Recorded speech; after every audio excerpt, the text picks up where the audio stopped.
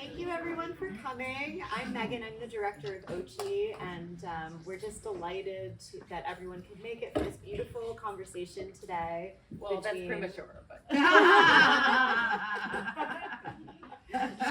can change the adjective. We can change the adjective later. But I just want to give you a quick reminder to silence your phone if you haven't already done that. Thank you very much. So we're here today to celebrate Claudia's show at OCHI. It's her third solo show with the gallery, but of course she has had a long-standing relationship with the OCHI family and has shown with the current owner Polly's parents in Idaho before beginning to show that she's one of the OG OCHI. Really has been with Polly for 10 years, since the very beginning of the gallery. The gallery has been open for 10 years. We're celebrating this year. Yeah. And if you don't know, we also have another location in Sun Valley, Idaho, and that gallery was designed and built by Polly's parents. They started that gallery kind of in the late 70s, early 80s, and it grew, and she grew up in that gallery. And fun fact, when I met Dennis at the gallery there, it turned out he was a student of my dad. How do you feel it? Long history. Yeah. So it's a very special show. Claudia's current show right now, it's called Blue. If you haven't already seen it, it's up at the gallery through the end of the month. And yeah, just if you have any questions about it, come find me or Dean, who's also here. And yeah, so I'll just say really quickly, Claudia is a multidisciplinary artist whose practice spans drawing, painting, and sculpture as she explores the dizzying elasticity of time, perceptually morphed by the mundane repetitions and emotional exertions of human experience, including but not limited to the pleasures and tedium of making art. Did I write that? Sounds like AI to me. And I don't normally read off my phone for these kinds of things, but that's, I'm very proud of the writing that the gallery puts out about all of our artists. We take a lot of care and energy in doing that and trying to communicate the specifics of a practice. And then Claudia sent me a bio for you that was written by AI. And I just wanted to read it because it's delightful also. I think she sent it to me. So John Millei is an influential contemporary painter based in Los Angeles and Santa Barbara, whose work has been widely exhibited in galleries across the United States and internationally. Over his distinguished career, Millei has taught at several prestigious institutions, including Art Center, Claremont, University of California, SciArc, helping to shape the next generation of artists. This is beautiful and true. God, where do I send the payment? Elon Musk. You had to bring it up. His work, celebrated for its abstraction and deliberate intensity, has garnered critical acclaim, featured in both solo and group exhibitions internationally, alongside prominent artists of his time. Wow. Yeah, right? Wow. Yeah, AI. So I'm not going to say any more. I'll be in the back if anyone has questions, and I'm very excited. Thank you guys for doing this. Thank you. So one thing that Claudia and I have been talking nervously, knowing we were going to do this, and one of the things we talked about was not wanting to spend a lot of time talking about the work at hand or the exhibition, because we're not at the exhibition, but to sort of talk around it, talk more about how thinking works in general, like how questions arise and how those questions may manifest into a practice or not into a practice, dead ends, these sort of things. So if there's any questions about the work in the studio here, that would be the responsibility of you, the audience. When we go to the Q&A, if there's things you want to ask Claudia about that, I think that would be probably a better way to talk about the work, is through their questions. Open it up. Definitely. So the first thing I thought about when Claudia asked me to do this was that Claudia and I are both Los Angeles born and bred human beings, right? Mm-hmm. And we evolved here as artists and makers, and you come from an academic family and have been involved in music. I come from an entertainment industry family, which I rejected.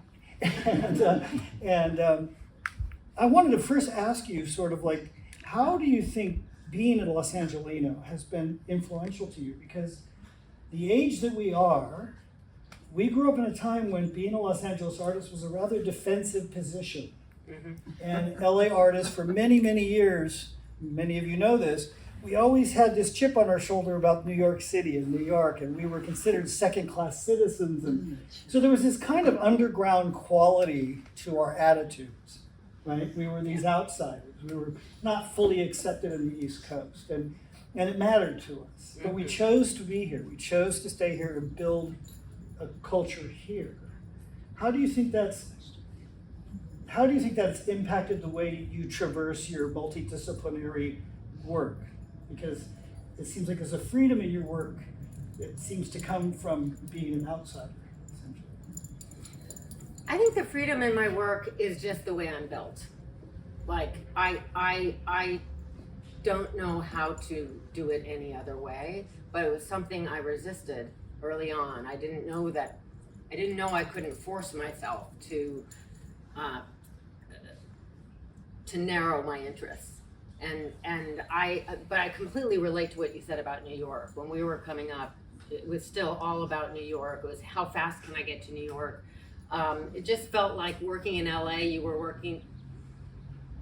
were just waiting to have your coming out in New York, basically. I didn't take anybody all that seriously here because they hadn't made it to New York, you know. Although I remember seeing your work in my 20s, you were like the shit. And I remember going to ACE and seeing that work, and that work was international work. That work had the premature, what's that word, but not that many artists in LA had that. It was still early times. I think my attitude about LA began to shift right around the Helter Skelter show, which was, I think, the first time New York seriously began to think maybe something was going on that was interesting in LA. And I was a young artist, and I began to think maybe something interesting was going on in LA. And that thing that you're talking about that was interesting in LA seemed to be born out of Cal Arts, right? So we had the Beach Boys and the Cool School and the Space and Light, right? We had that whole Venice scene, which you know quite well through marriage. And then all of a sudden there was this rupture. Valencia happened. That's and right. You had someone like Michael Asher, John Baldessari, and they sort of shaped Mike Kelly and these people. And all of a sudden the art world went from being a kind of cool school, surf culture attitude that was rejected by the East Coast. Well, in my case, what the art had been, the cool school mirrored what I knew of Cal. I grew up in a beachy family. My dad was a sailor. That was never a good fit for me. Right. And so anything that was too California just didn't feel like it fit me. That works that started coming out rang a bell, and I thought, now this is interesting. This is something that feels edgier and less. And was your time at Cal Arts fruitful in sort of opening your aperture for the possibility of a multidisciplinary practice, a way around? 100%. So I had been a painter. I went back late. I had a kid. I was already showing my art, and I felt like I'd reached the end of painting for me. It just couldn't contain. It wasn't interesting enough. You know, painting's pretty opaque. You talk around painting. It'll resist language. Good painting, I think, resists language. It's hard to talk about it. And I'm a super wordy person, so I got very intrigued by all the work that was really engaged with words, in a sense, with things that could be articulated. And that's what kind of drew me at Cal Arts. And the irony is that once I was there and really bathing in it, I realized how shaped I had been by California, and that actually didn't suit me exactly. That's interesting. It's interesting because Cal Arts also is the birthplace of someone like David Lloyd, who's here, and Laura Owens, and these people who become very significant painters. And I think that the rejection of painting at that school was extremely good for painting. Exactly. Because it sort of forced Los Angeles painters to start asking hard questions. Yeah. And I think it also expanded sculpture here, whether they made a good sculpture department or not. Yeah. Because I think CalArts became this place where we're going to ask hard questions. Mm-hmm. We're going to ask hard questions about meaning and content, and we're going to ask hard questions about context. Mm-hmm. And maybe that didn't exist here before. Mm-hmm. Before now. Well, I do remember when I was applying to graduate school, thinking about where my favorite artists had come out of, and a lot of them were painters that had come out of CalArts, and CalArts was famously unfriendly to painters. And I thought, how does that work? How does it work that these people came out of this, difficult area to be, and I didn't paint there much. In fact, I don't think I painted till my thesis show, and it was a fuck you show. It was, fuck you, I was beginning to resist a lot of what I had learned, and I decided I'm going to do a painting show. So I mean, that's great. You are given a lot to push against up there, and that suited me. Right. So after you leave school Mm-hmm. and you start a private practice, Mm-hmm. you're still doing this in Los Angeles, right? Mm-hmm. You chose to stay, which I think didn't is- choose. Okay. Well, tell me, what do you mean by that? So no free will? Is that where we're going? Because I'm all about there's no free will. But don't bring me down that path. In the end, I think I you're don't right. see any anywhere. In the end, I think you're right. I had a family here, and I had a partner who loved it here and made it very clear from the start he would never leave. Okay. So. And then my parents got old, and they didn't make sense to Right. me.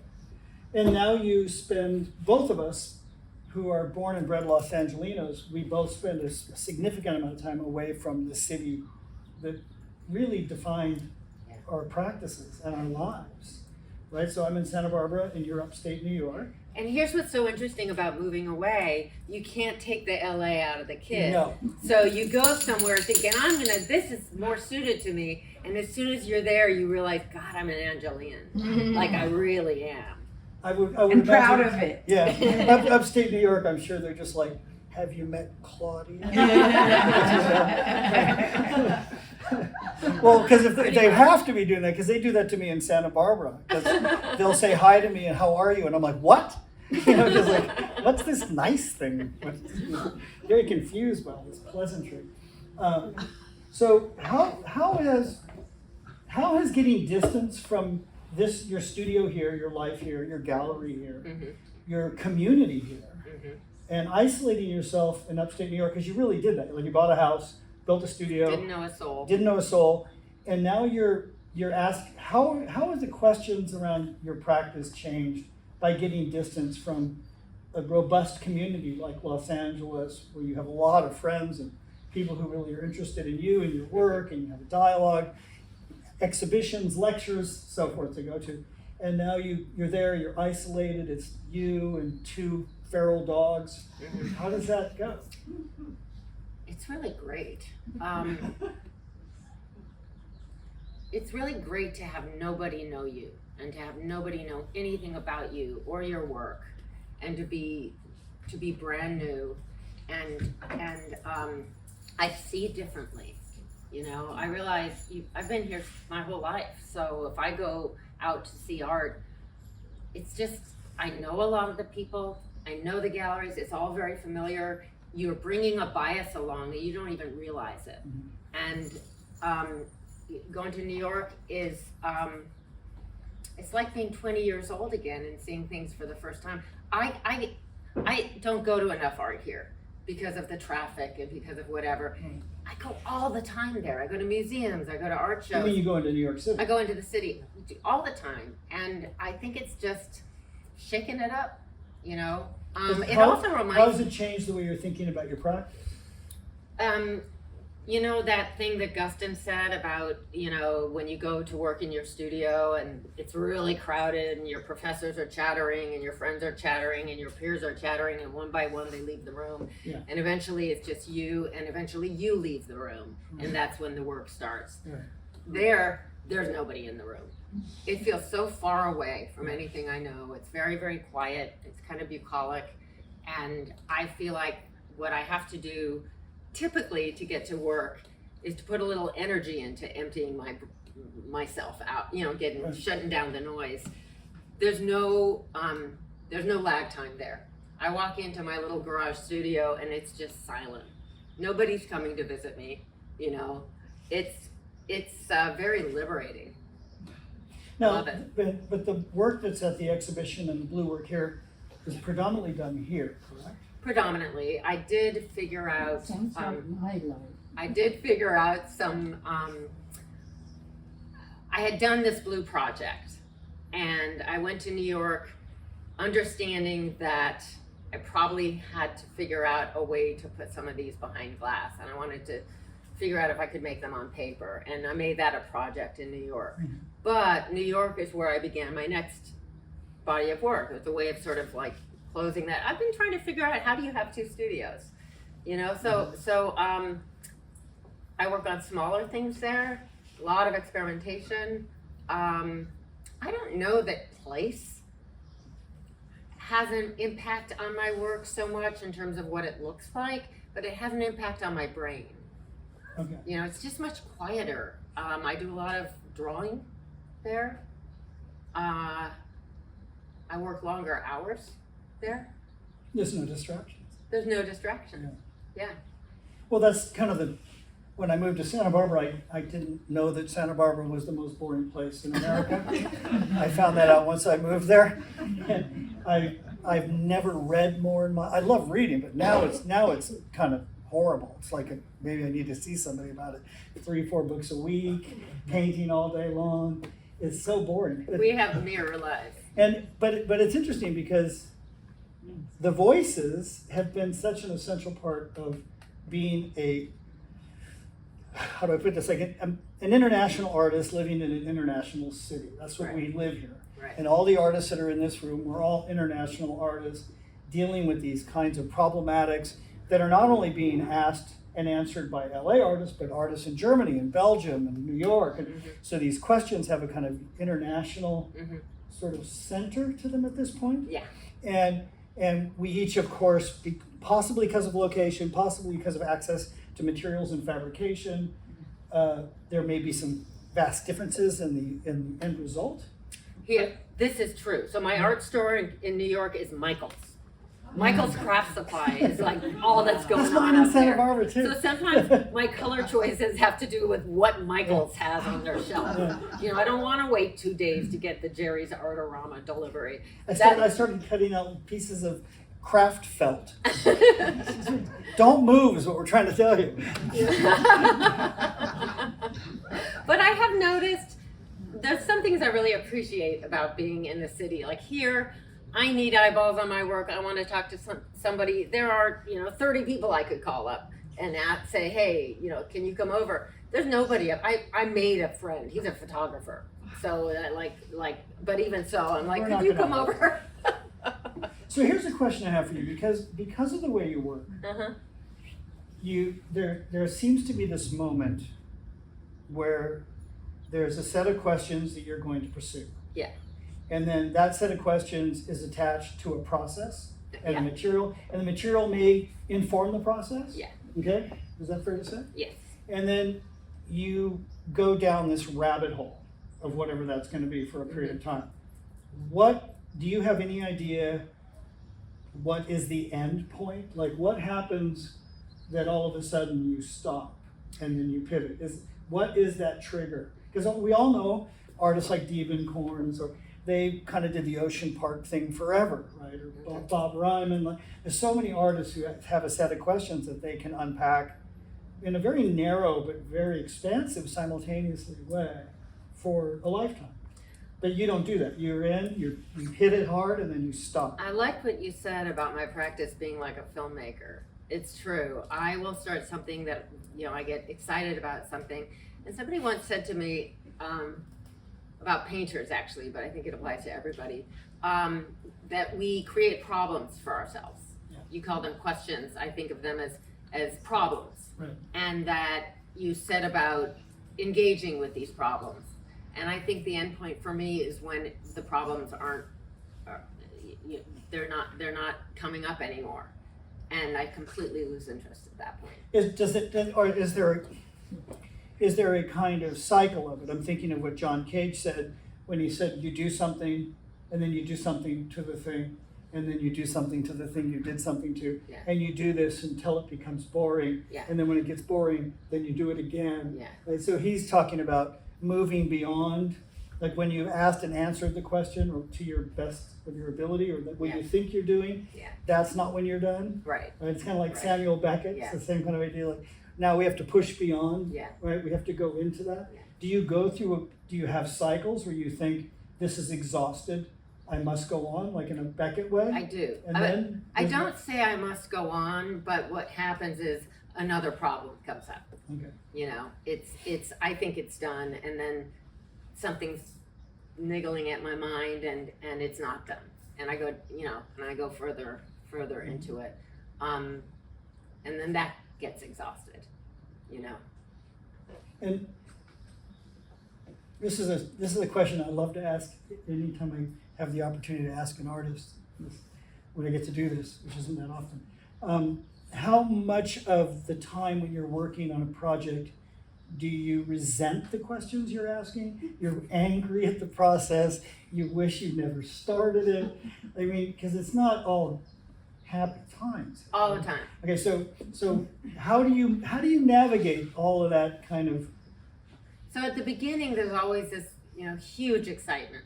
Mhm. I get of like the potential of what something can be, Yeah. and you know, I dive in, and it's really messy, and it's not good, but there's something happening, and that's like the fun time. Mhm. You know, as things start to get worked out, you can beat them to death, and that's the time you're talking about, that you actually have to be patient and not say it's done, because sometimes it is done, Mhm. and you beat it to death, and you never push through it, and it's just it didn't go anywhere. But what was the question? Well, I guess what I'm wondering is when you're having this is super hyperbolic, but you know, it's the way it goes. When you're having the existential moment within a body of work, Mhm. right? That moment of, well, this is fucking meaningless, you Yeah, know? yeah. And there's just this feeling like, what am I doing here? Yeah. This is, you know, are you having as much fun in that moment as that No. starting moment? No, it's Really? horrible. Oh gosh. I love all that I depression. hate that moment. And there's that moment is like, why did I ever think this was interesting? This is just bad. But with the Blue Project, since I don't usually work in such narrow parameters, I found it really exciting. You know, one color, predetermined sizes of canvas, you know, a certain way of working. The parameters were so narrow, and I kept finding new things I could do with it. And I haven't done that before. That was very exciting for me. Okay. And I would reach a point of like, okay, I figured this out. I guess that's the end of this. Now I'm on repeat, and then there'd be something else would occur to me. But like your work goes through these phases, so like these three large pieces here, they seem to be driven as much by process as the blue works you're showing. 100%. And process becomes a huge part of the content. Yeah. Right? The very nature of labor is present in the content. Yeah. And right? Yeah. And then we're looking at these more pictorial things you're also doing. And that seems like it requires a completely different set of tools to begin working. Because It doesn't really feel that way to me. I mean, I feel like I'm naturally multidisciplinary. Like that's what feels right. It doesn't even occur to me that I'm doing anything terribly different. With this project, I mean, I'll be honest, it was 23 columns, and I started it because I couldn't be in the studio much. I had to design a project. Peter was very sick, so I had to have something I could work on not in the studio, at home, in a hospital, whatever. But also Trump was elected. And so I wanted something that was also gonna like really keep me busy for a while. Yeah. And I thought, maybe I should make 100 of these things. I think we're gonna see more of these. So I determined a way to find a number, and it was 23. And for 2.5 years I knitted. and the process of learning how to knit and learning how to work with natural fiber and learning how to color it and it all kind of felt the same. I mean, I really am one of those painters who, it bugs real painters like you, who like, it's just another tool in the kit. I don't know why that would bug painters, but Because painters are committed to the form. well, I mean, painters are snobs. Yes, Yeah, I mean that's. I dabble. We just always roll our. Oh, really? So you make objects? So now, how often do you? I'm interested in this because I do this. So every time I start a body of work, because my work changes here and there, I always write a number down and I never go beyond it. So like when I did the procession paintings, 118 procession paintings. Right, I do And I things like did, that. 77 women in a church, whatever it's gonna Yeah. be. And that's determined before I start, the number, and I don't know what that's, do you do that normally, or is that was just? No, but what I do is I've always worked in, like I get started, I have an idea of where I wanna go, and maybe I will order, 10 canvases of a certain size. Like I know I'm gonna do that much, and then I'll order 10 more. It's really rare. In fact, this is the only project I ever did where I predetermined how many I would make. And I was very relieved when I finished the last one. Do you think that it's more applicable to process work than it would be to let's say these more pictorial pieces, to set a number of how many you're gonna do? Because there's a kind of minimalist, the minimalist impulse is in the work from Eva Hess and so forth, and same with the blue pieces, and that there's something programmatic about. Very much so. I'm not even thinking in terms of making another, Right. you're just doing something. So do you think that all your work has narrative in it in some way though? Because when I'm looking at these pictorial pieces, they're implying narrative. Whether I'm able to glean a narrative out of it or not is irrelevant. I think sometimes when an artist tells you what their work is about, it's a very disappointing moment. Actually 9 times out of 10. So, but there is this implication in the work or suggestion of a narrative, of a story, of some kind of association between representation and abstractions and landscape. And so do you think that, is there a narrative in all the work? Like when you talked about the column pieces, you're talking about a narrative of, like a self-portraiture in a way. You're going through a very specific thing with Peter, and you were dealing with an illness, you were dealing with limitations that were thrown upon you through circumstances, and then you had to make work out of that. So do you think there is narrative as the pictorial pieces? 100%. I don't like that that's the case, but I'm such a word person. I read a lot. The words are just, I think that's always going to Right. be reflected in the work. I'm not sure that I think that way while I'm working, but I think in story, I think we all do, and I think the minute you start to ask someone to talk about their work, you're putting it in narrative form, whether so in some respects, yeah. Some artists are allergic to post-production analysis of their work. And what I mean by that, we all look at our work once we're done with it. When you're making work, as we all know, because I see a lot of artists in the room, that there's pre-production, there's production, and there's post-production. Pre-production is gathering materials, setting the set of parameters and questions you're gonna ask, trying to figure all these things out. Then you go into production and all that goes away. Because then now you're flying by the seat of your pants. Right. And everything's going wrong, right? Yes. Right? It's a wild ride. Yeah, you really wonder if you're gonna land the plane. Yeah. And then you land the plane and then you show the work. And then there's a post-production kind of like post-game roundup, right? Right. Like in sports, right? And I know that I'm deeply allergic. I'm not allergic to personally wanting to understand what I went through or why I chose this and what's the difference between the outcome and my intentions, right? But I think I'm allergic to telling anybody about that, right? So, for instance, that's why there was no artist statement by me. I won't write them. I refuse to do any of that sort of thing. So part of that is that I guess my long-winded way of saying, there seems to be something forced and disingenuous about a lot of post-production dialogue and language that artists use to discuss their work that is purely post-production. Well, here's what I find about that. Where do you fit with that? So I write grants, and I don't want to, but I feel like I should. And mostly that's writing about your work. And I just dread it. And then I sit down, and it forces me to think about the work and to try to step out of the person who made it and have some objectivity on it and really think about it that way. And I learned things about the work that I wasn't thinking about, but what I've discovered is that on any given day, a completely different story comes out. Like, I think it's fairly meaningless. It has meaning to me, it engages me, but I wouldn't, write a check on it because it's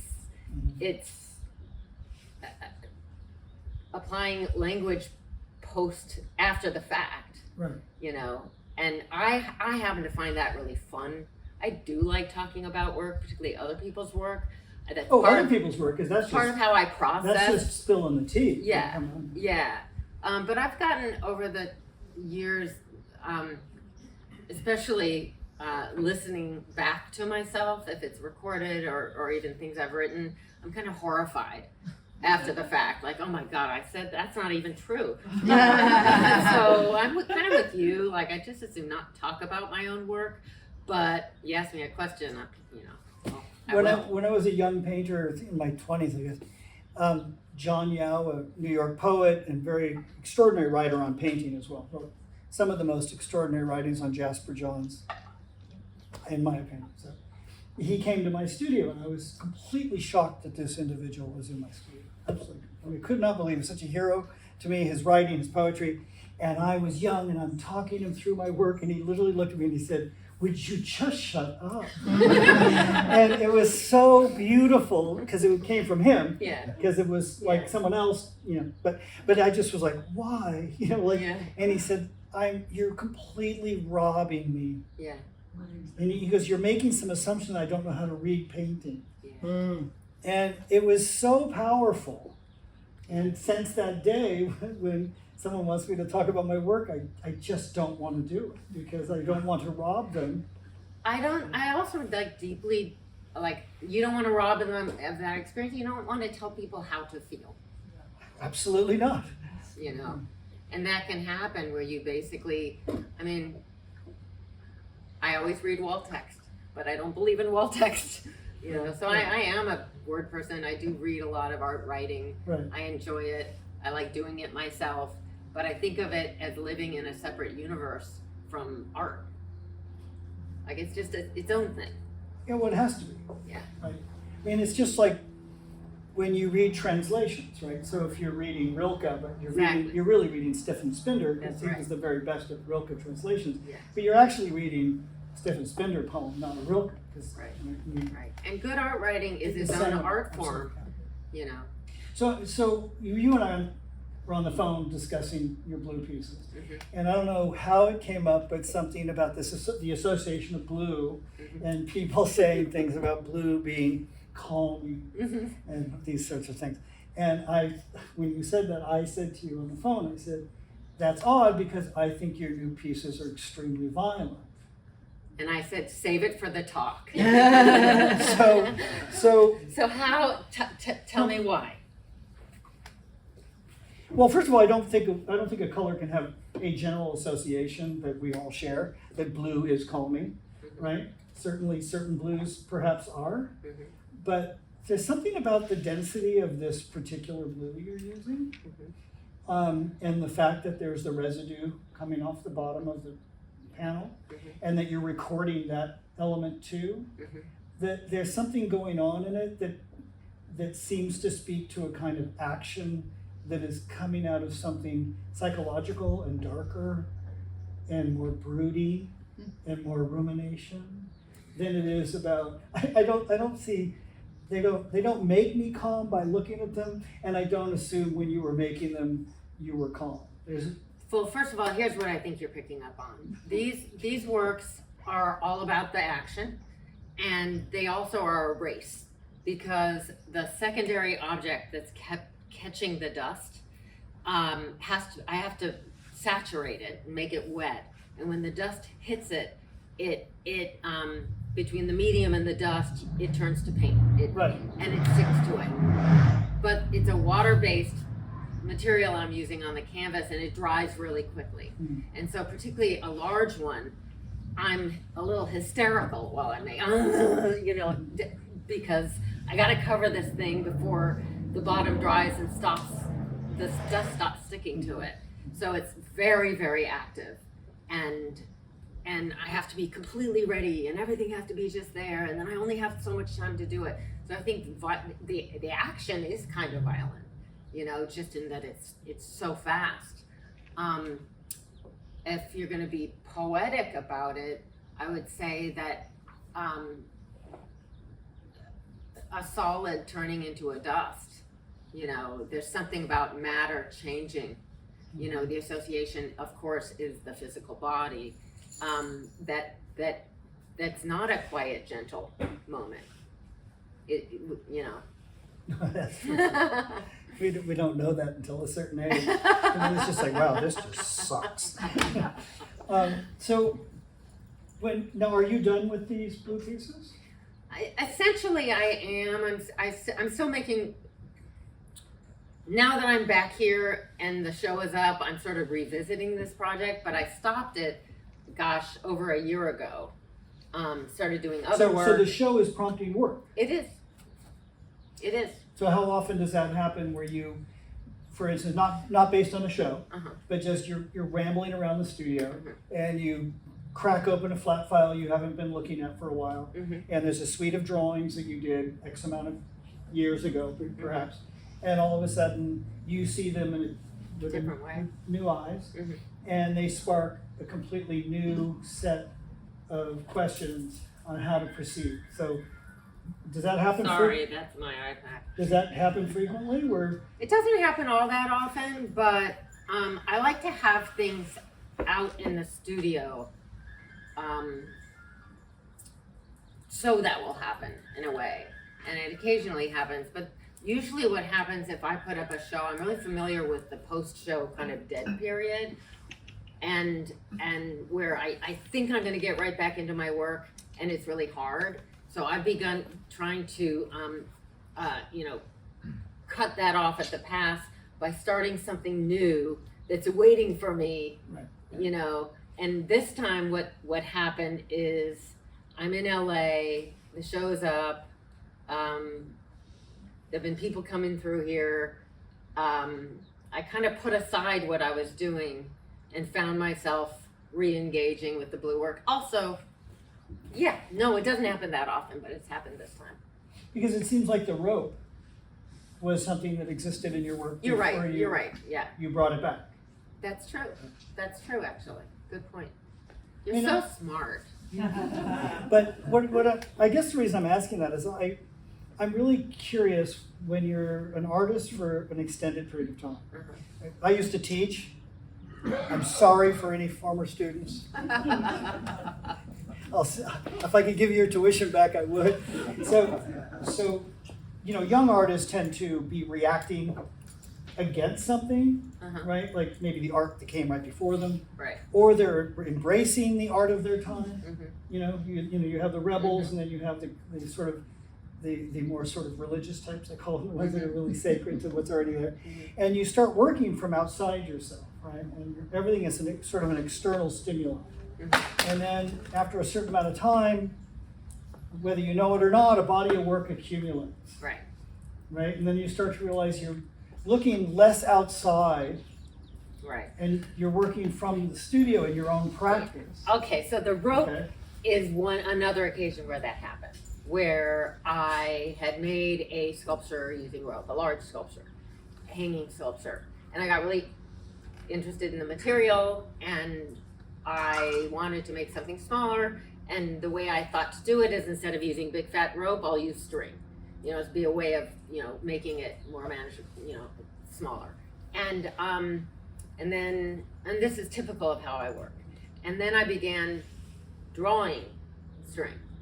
And then I began using the string to make paintings. And then I thought, I'm gonna cast rope. What happens if I cast it? And so it all started with this one material that, for whatever reason, I liked. Did it start as a drawing, like the drawing we see on the wall over there, and then it goes No, it started as that sculpture, and I made the sculpture to cast a shadow on the wall. The sculpture wasn't even going to be a sculpture; it was going to be a cast shadow, and the cast shadow was the drawing, and that failed. So instead of the cast shadow, I drew it, and then that became a whole thing, and then that, there's a feedback loop. Well, yeah, that's what I was getting at. Like, when you start to have a mature practice, and you've been doing it a long time, you start to realize that this notion of a linear progression as an artist, this idea that these things are happening in a sort of sequence of events, all of a sudden it stops, and there is no time in the work. That's right. Right? And I remember reading something that Bruce Nauman said. He was putting together a survey show of his work, and the curator was kind enough to let him curate the show. Mm-hmm. And he said he didn't want to put it in chronological order because he didn't understand what value that possibly could have. So what he was doing was putting early work with the most recent work and slamming it up in these different ways, because he was putting it together the way it happens in the studio practice. Right. How something returns, and that it may be from '69, but it's as present now as it was in '69. But he wanted to emphasize that, and being Bruce Nauman, the GOAT. Yeah, for sure. Right? He just did this in the most eloquent way. And I think there's a lot to be said about this idea that time collapses. It collapses. We recently, I had all my work. I moved here not that long ago. My work was in the garage, and we built the storage, and we were bringing work in, and it was dusty. The plastic was dusty, so we took it off and rewrapped it. And I suddenly was looking at paintings that I could have made today. It was 15 years ago, and I imagine I've come so far, and that it's linear, and in fact, they were so related to one another. And I do think of myself as an artist that is never consistent, but actually that you given enough time, you are who you are. Well, when you're young, you're trying to improve. Right? The goal is to get better. And then at one point you sort of realize, back then. I was like, that was really good. What the hell am I doing? There's never been any improvement at all. Exactly. Not even remotely. There's something better than improvement. Really, I mean, the thing that's better than improvement is I don't think that we're very good judges. I don't think I have any objectivity on my work, especially when I'm making it. And so I can go back, and it was the same in music. When I did music, I'd have a performance that I was mortified by. And then I go back years later and hear it, and I'm trying to remember what was embarrassing to me. And it's the same thing. I go through my flat files, and I see these drawings, and somebody else made them. Oh, that was pretty good. So I have a question for you. And it's, you don't have to answer it. But I know. I know you know. So when we were, a few times we've been talking about your work and your life, and when artists get on the phone and talk, we mostly gossip. We never. The last thing we're talking about is like, so did you see that show? Like, it doesn't cross. That was a great Bruce Nauman show in New York, but since you brought him up. Yeah, that's true. That was a good show. So you mentioned to me that there was, when you were a younger artist, you wanted to keep it a secret that you were a very successful musician before you decided to devote your time fully to the visual arts. Mm-hmm. And I wonder, I've never asked you why. I just heard you say that, and I just honored that until today. And now I'm really wondering, like, why did you want to keep that a secret, or not allow people to really know that you came out of this discipline of classical music and violin, and that you were exceptionally successful in that world? And I think, because I really think it must inform somehow your discipline, your approach to making work, so much of your life. Because if you're a concert level violinist, you started very young, so which means you've known about discipline and follow through for a very long time. And most art students that I had the first time they learned about discipline was undergraduate school. Like, they showed up and they were like, whoa, they couldn't believe they had to do 12 in a row, But that wouldn't have been the case for you. You've been.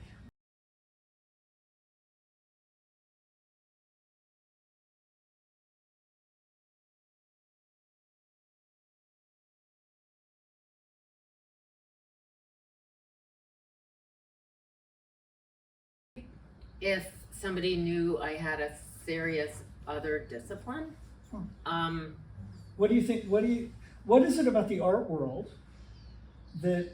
well, I'll made tell you a think story. that? I'll tell I'm you a just story. curious. I was still playing music. I was very serious about art. I was a painter, and I had the occasion to show a dealer my work. He was a friend of a friend, and he's like, Parducci, like, show me your work. She's an artist.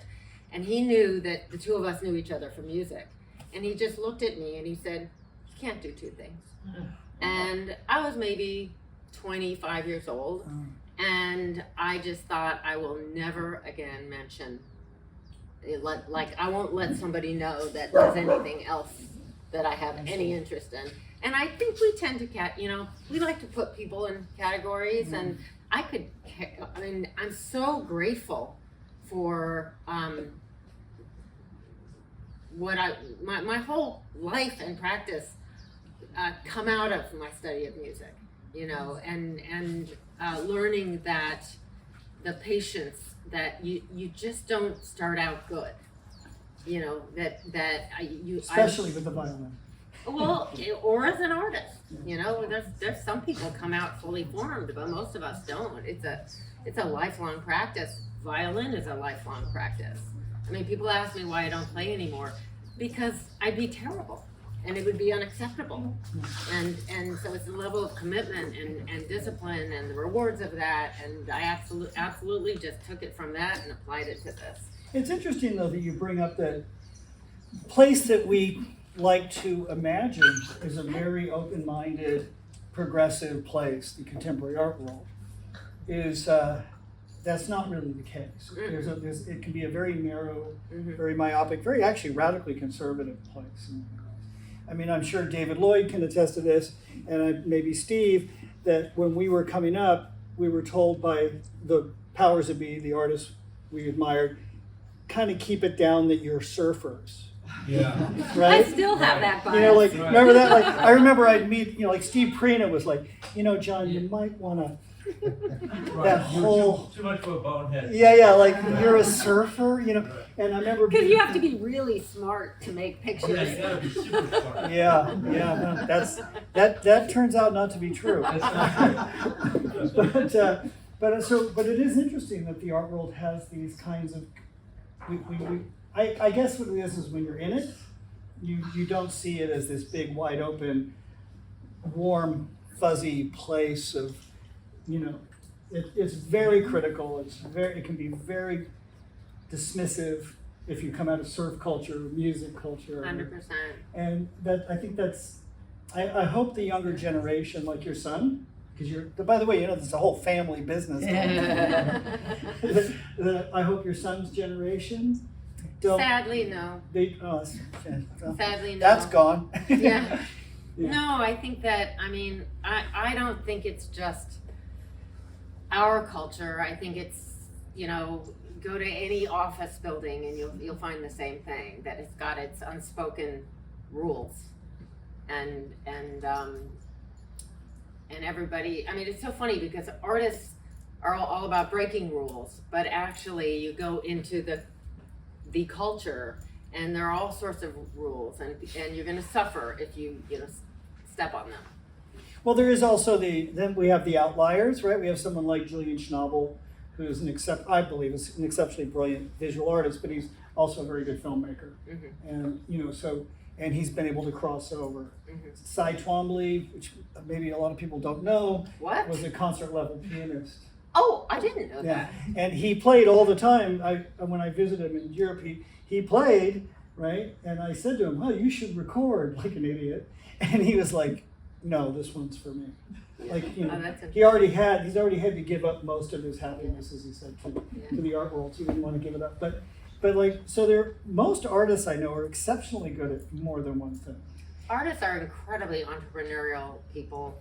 They can do a lot of things. I had a gal come in here to make aluminum frames for some of these blue pieces, and she's an exceptional artist, and she can weld and build anything. Laura is in the audience here, is another artist. She can do anything, you know, and I think. Well, they have to. Yeah. Right? I mean, the only thing artists want, as you probably all know, is to never get a job. It's Okay? true. Right? That's our only goal. And the great thing was, David, surfing taught us that, right? Because when you're a young surfer, you're like, okay, so how do we never get jobs? So we never go only goal. When I You was just doing- wanted to surf all day. Go to class. Yeah, so see, you learn how to be very, very resourceful, and you learn all these weird skills so you can limit the amount of time earning a That's living. when people talk about artists being born, that's the quality. Yeah. Even when I did music, I was loath to sign a contract, ever. I never signed a contract beyond like a day. And it like the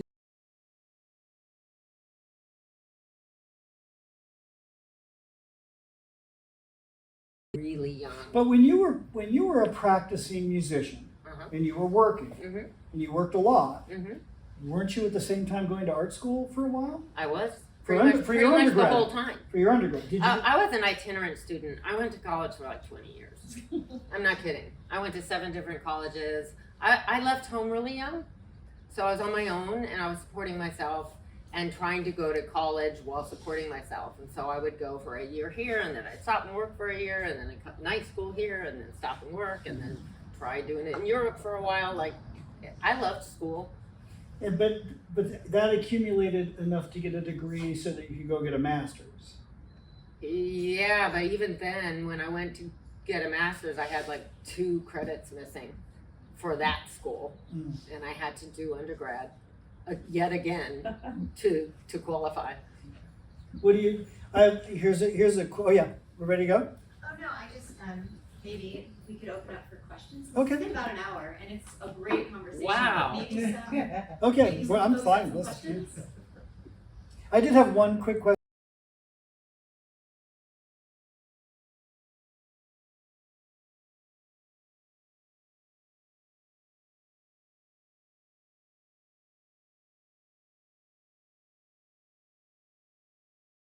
What's about it now?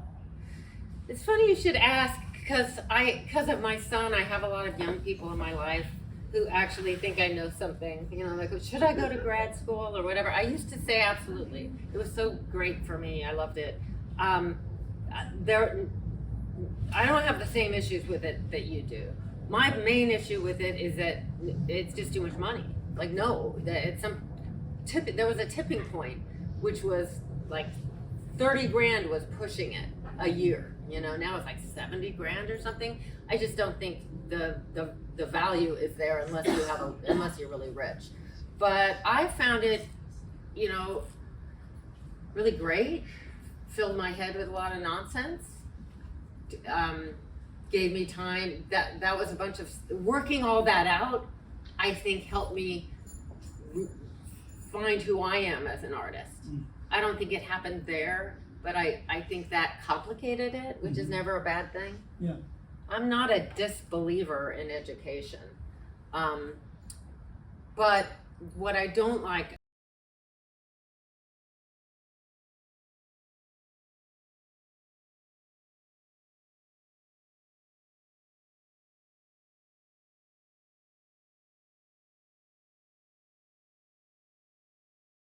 He said after post-war in America, we had all these veterans who came back, and they decided they needed to create more art departments for the GI Bill, so these people could go to school. And so all these art departments started, all these kind of quote unquote grad and undergrad programs. And he said the problem with that is that for accreditation purpose, so you could give out a degree and give grades, you had to have a unified philosophical problem for everybody to solve. Right. So whether you were at Yale or Cal Arts, you were all reading the same texts. And those texts were determined by whichever academic department, and whether it was going to be Lacan or whichever brand of philosophical discourse was trending. And then all of a sudden you have all these people going to all these schools and they believe the questions for artists are in these books. That's right. And so you're creating a new academy. So his argument was that the art schools were creating the new academy that someone like Manet had completely torn down. The only thing I would add one more class at all of these schools where the kids are taught that is not, but by the way, all this stuff you're learning, that's not what art is. Yeah, right. But you understand, so that's sort of the arc of art schools, is that you start to realize that they're indoctrinating people into an idea that art is made in this way, and these are the ways questions are asked, and this is how practices are determined. And that works very well for some people, and other people it destroys. Yeah. And some of the most gifted younger artists, it's a very difficult location for them, you know? So Well, it I has its thought, problems. and then I'll stop, but I thought when recently it just got so expensive, like my son's generation, a lot of these kids are coming out of RISD, undergrad, and going right into the professional world. And I thought, that's awesome. They don't have to do grad school anymore. Like, why should everybody have to pay that money? But I'm old enough and crotchety enough and old-fashioned enough, and I'm like, but they can't paint. Like, I'm like, they need more school. Well, that's So the anyway. joy of getting older, is you're convinced everybody can't paint. Yeah. Anyway, So are there any questions for Claudia? or for John. No. One Claudia. quick question. I've been looking at your work for a long time, years actually. And I was looking at your shirt and that green shirt and that orange chair. And I was thinking about color. And I've noticed you don't use tons, you use all natural. Like I looked at those and I was looking at the thing. I could never do that. It would have to be like hot orange if I did that, right? So I started thinking, what informs you about color? Because you're really interested in everything being very close to the colors they naturally are. You're not, you know, it seems that way. I don't think about color at all. You don't. I am not a colorist. And I always wondered whether that had to do with, I was married to a colorist. And I don't know how much of that was me like differentiating myself, Mhm. or whether that's just how I am. Right. Like if I choose color, it's very specific, It's just, but I don't even know how to answer it. okay. I just yeah, kind of okay, do what I yeah. do, and it's like, it's often It's like the in a first thing I drab think of, territory. literally. I mean, you know, you look at that pink couch over there and you're like, fuck that thing. Look at the color of that thing. It's so great. You're I- such So a it's surfer. interesting the way people I frame work. appreciate color, you know. Yeah. Okay. I like to wear a green shirt. I mean, Yeah, you got a hot shirt on. That's for sure. Yeah, I've been watching the piece behind you a lot and looking at the color choices, and it's all so kind of naturalistic.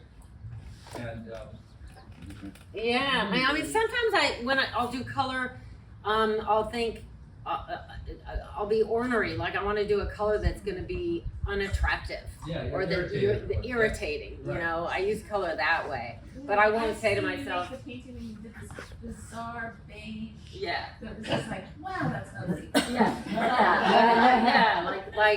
And that might be a holdover from school, like an anti-beauty thing. I'm really not sure. Hard to say how all these things sort of trickle down Right, into right. your psyche. How'd you get that black so black? Right? Exactly. That is 98% light resistant. It's the blackest acrylic they make. Okay. And it comes in like little, nail polish sized bottles. It's really expensive. It's And beautiful. yeah, I wanted it to seem like it could, you didn't know if it was sitting on top, which it is, or if it's like a Absolutely. hole. Yeah, So good. Amish Kapoor. yeah. Yes, I remember. Did he come up with the black or was it the blue? Was it the Yeah. black as This well? is the Japanese company, but same He idea. stole the blue. Yeah, he just. He The stole? blue, I think. Yeah, he's the one who, yeah. But his black isn't color. Or No. was it black? Maybe black. Screw him, right? Yeah. He can do whatever the hell Screw him. he wants. Screw him. I'll let him know you think. Yeah, let him know. Going back to your first interest in music and your playing, do you carry over a sense of colour that influences your visuals? Lots of artists, I believe, do have that connection between one medium and another medium. And I wondered whether you know, Yeah, is, You there, know- is there a sound to a blue? there's a sound that's much more rhythmic for me. Rhythm, I find I'm very conscious of. Not so much color. Well, this, I have a question too then. I forgot to ask you this because I always want to know this about every artist. Do you work in silence or do you have music on? Silence. Okay, so no music. Well, musicians hear music differently than other people. Right. I read about this. If you study music from a young age, you process it in the language part of the brain. So for me, having music on is just like someone's talking to, it's, I can't ignore it. There's no way I can have, it be ambient noise. So, but you just work in no podcast or nothing? No. Just a quiet studio? Yeah. What do you do? Headbanger music there, John? Never have any The music, Beach nothing. Boys? Yeah, the Beach Boys. No music, no podcast, nothing. All silence, all day. I can't have music during a meal either. That's the quickest way to get me out of a restaurant. I have music on. Yeah. Really? Fleetwood Mac? Seriously? Right now? I'm trying to eat. Any questions about the blue work, since that's the work I'm doing? I just Good. want to make a comment. Yes. Hi, Alex. Thank you. Hi, Claudia. Thank you so much. This is wonderful. Thank you. For me, I'm not an artist. I'm an used to be a dealer, now I'm a museum. But for me, when I walk into a show, any show, if I feel like I'm being hit in the face, that's when I know I love it. And that's what happened with you, Claudia. When I saw that day for the brunch, I just walked in, I saw that work, and it felt like I was being hit in the face. And I want to thank you for that, because that really makes it be art for me. Thank you. So more right now. Thank you. She takes those. Yeah, absolutely. That's great. That's nice to hear. What do you want to tell us about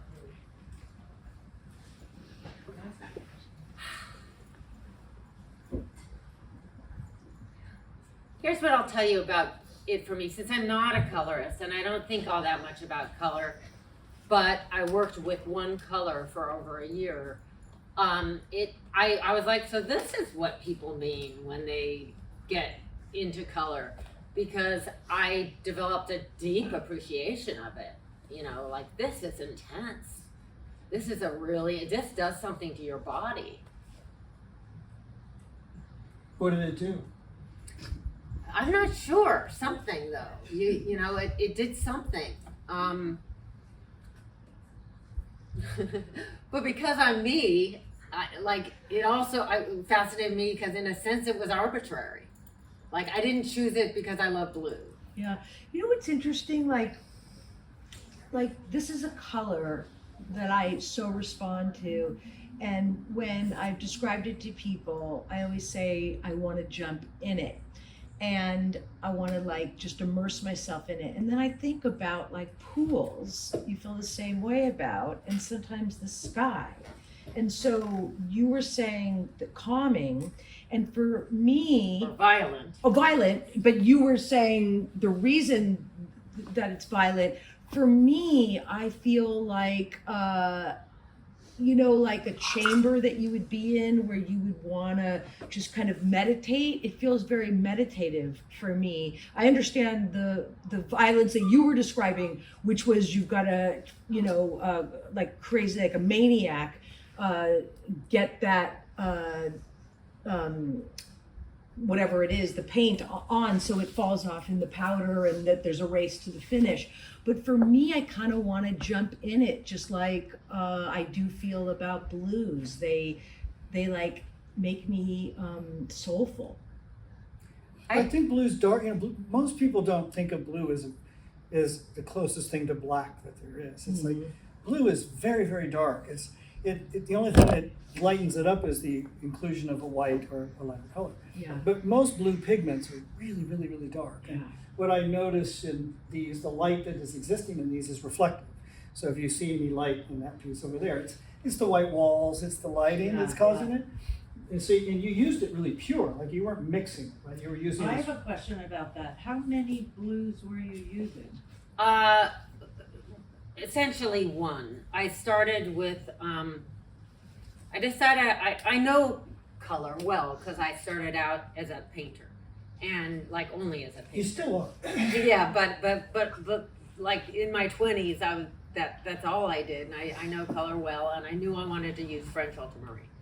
And initially I ordered French ultramarine, or rather I borrowed my husband's, but then I ordered it, and it wasn't French ultramarine. It was it was what they were calling French ultramarine. It wasn't what I thought of as French ultramarine. So what I ended up using instead was a Prussian blue, which is the color I think of as French ultramarine. Now, I reached a point in the process where what it was about for me, I had finished, but as in this process of it falling and catching and whatnot, and being tied in a sense to the narrative of what my husband had left behind. And I wanted that part of it to be over, but I wasn't done exploring this process. And so I needed to make a really big shift that allowed me to go forward and have it be sort of about something else. And the big shift was to darken the blue. And I began mixing black into it. And you'll notice some of the more recent ones are darker than. That's why I asked. Yeah. The show is called Blue, but the titles of each of the works is Black and Blue. And then in parentheses it says combined. And I think that's like very poetic, and people read a lot, maybe more personal autobiography into those titles. Yeah. But, like, I love It's very that you just literal. explained that. Yeah. Black. So now that we're looking at the work and you have your show up, what are your thoughts about the palimpsest aspect of the work? Because there's a recorded element, the dust, which is a palimpsest, right? So what are your thoughts? What do you think its job is in the work in terms of the narrative? Because there's a narrative of making, and there's the concept of I'm gonna make something that's gonna have a residue. The residue will be recorded. That's all formal. That's all chat. But then at the end of the day, they're together, right? They're always together. So what do you think the palimpsest tells us about the blue? This is the post-production. Yeah, I'm gonna make her go there because this is the fun part. Because we just start bullshit. I have no idea what it says about the blue.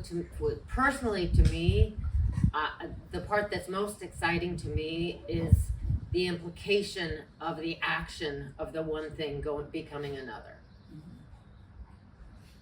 Like, if you look at that and you look at that, what I see is the motion that turned the one thing into another. It's like transformation in front of the whole thing. And entropy. When I And look at entropy. this, I think of my husband, and I think about how he has this like little tactile thing about like velour or velvet or something that looks like that. It makes his teeth hurt. And I wonder if he would feel that way, because that's kind of the feeling I'm getting, that like a real tactile feeling of like dry, that real dry. I don't know, like makes my mouth dry. Is that weird? Weird. No, I did, to be honest. You talk about what do I think about blue? What was more exciting to me, I mean, it's insane to make a pastel. I don't know if you've been to the show, but these huge pastel things, like, it's stupid.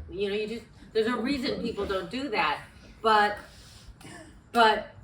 pastel goes one better than gouache in its velvetyness. Yeah. And the shimmer, like that energy is just like you can't make that with paint. You can't find it any other way. And I was seduced by it for sure. It's interesting because a monochromatic painting, when I hear everybody in the room, everybody sees something different. Yeah. And that's what's so interesting about monochromatic painting. Like, we see ropes there. Yeah. What everybody sees here is, I see the void. It's just void. Yeah. Like, I just want to stare into it. And I really like these because I like to take one home and just stare at it. Yeah. Like looking up in the sky, right? Yeah. The blue. But that's what's so interesting about this is you ask 10 people and you get 10 different responses. And it's like, that's what pure abstraction does, right? It takes all the narrative out. all this. And you discover It's gone. things like as soon as I started, almost immediately, I wanted to make a giant one. And it becomes all about scale and getting lost in it, Right, the relationship walking of the into body to this giant square Right. of color. Thank you. Phenomenology becomes the center of it. Yeah, and I'd never done that before, so that was a discovery. Well, it worked. Yeah.